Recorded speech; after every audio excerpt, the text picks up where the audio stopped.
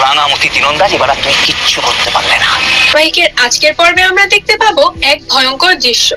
একটা পুরো জঙ্গল আগুনে ছাই হয়ে যাচ্ছে।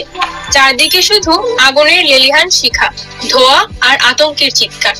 এই ভয়াবহ আগুনের মাঝে হঠাৎ করে হারিয়ে যায় রাঙা। খবর আসতে থাকে একের পর এক। জঙ্গল থেকে উদ্ধার হচ্ছে দগ্ধ মৃতদেহ। কিছু দেহ এতটাই পুড়ে গেছে যে চেনার কোনো উপায় নেই।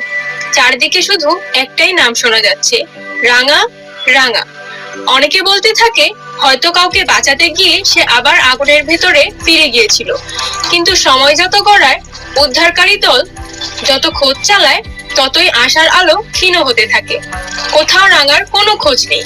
এই অনিশ্চয়তা ধীরে ধীরে ভেঙে দেয় পুরো পরিবারকে। কারো চোখে জল, কারো মুখে ভয়। সবাই ভেতরে ভেতরে ভেঙে পড়তে শুরু করে। অনেকে বলতেই শুরু করে হয়তো রাঙাকে আর ফেরানো যাবে না। কিন্তু এখানেই গল্প থেমে থাকে না। পর্দার আড়ালে ধীরে ধীরে সামনে আসতে থাকে এক ভয়ঙ্কর সত্য। এই আগুন কোনো সাধারণ দুর্ঘটনা নয়, এই আগুন পরিকল্পিত। সবচেয়ে বড় শকিং টুইস্ট হলো, আগুন লাগানোর পেছনে শুধু কাঠ পাচার নয়, এর থেকেও অনেক বড় একটা প্ল্যান কাজ করছে। কেউ চাইছিল পুরো জঙ্গলটাই শেষ করে দিতে। এই সত্যটা রাঙার পরিবার কিছুতেই মেনে নিতে পারছে না। একজন ডাক্তার স্পষ্ট করে বলে দেয়, বাড়ির একজন সদস্য মানসিকভাবে পুরোপুরি ভেঙে পড়েছে। সাইকোলজিস্টের সাহায্য দরকার।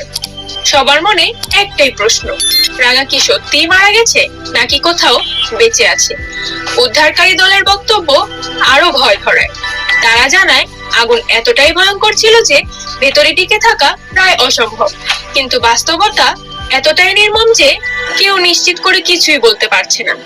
এখন গল্পটা বাইরে থেকে দেখলে সহজ, রাঙা হারিয়ে গেছে। কিন্তু প্রশ্ন আরো গভীর, কে এই আগুন লাগালো? কারা এত ক্ষমতাবান মানুষ যে পুড়িয়ে জঙ্গল ধ্বংস করার সাহস পেল? কারা এত ক্ষমতাবান যে মানুষ পুড়িয়ে জঙ্গল ধ্বংস করার সাহস পেল?